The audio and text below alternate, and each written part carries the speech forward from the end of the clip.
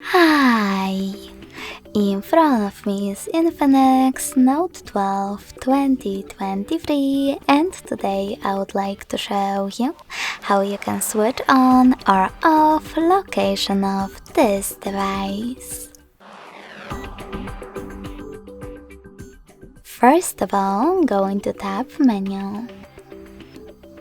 Now you need to look for location icon, and when you find it, click on it.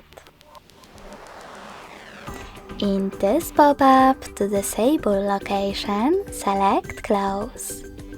If you wish to switch it on instead, click on Turn on location. I will go with Close though, so when I click and go back, I can see that location of my Infinix is off. You can always switch it on though by clicking on the same Now Wait shortcut.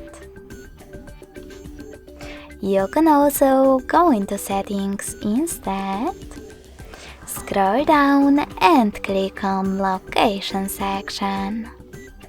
When you find it, tap on this switcher next to Location to turn it off or on.